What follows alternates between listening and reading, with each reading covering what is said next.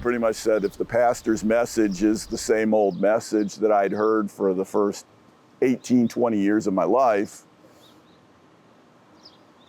I was just going to walk out. I grew up in the church.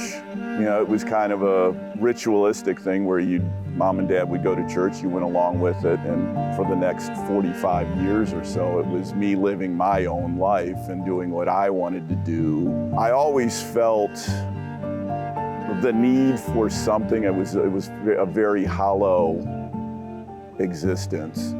I met a member of Union Chapel who was a massage therapist. She asked me about my church, and I said, well, I didn't really do church. She kind of explained a little bit about Union Chapel and the people there and what their beliefs were, and it was a bunch of people that loved God, loved the community, and loved getting together. And so she invited me to come to a service that following Sunday. And he came with great reluctance. He sat in the back row and was ready to leave at any time.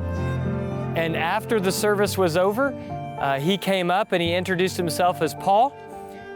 And then he said, but I'm basically Thomas. I'm not sure I believe in anything you're saying. The message that Jeremy had that Sunday, I really felt like it was meant for me. Third church service, he came up to me and he said, I've got to ask you, is this how it's supposed to be?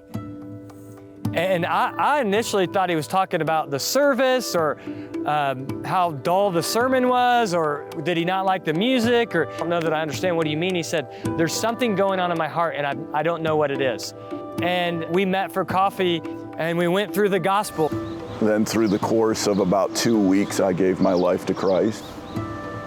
It was overwhelming for me. It really was. It was a very emotional and overwhelming feeling that I got. I texted Jeremy that I'd given my life to God. And so I called him as soon as I could, and he picked up the phone and he said, you'll never guess what happened to me. I was at work and I was walking down the hallway and I was praying, Jesus, I give you my life, do something with it. I submit to you, it's all yours. And he said, at that moment, I finally felt free. He said he couldn't get me on the phone right away, so all he knew what to do is to walk up and down the hallways and tell anybody who would listen that Jesus had just saved him. That hollowness that I felt throughout my life was now filled. It may sound like a stretch, but I know without Union Chapel and the people there, I wouldn't be saved.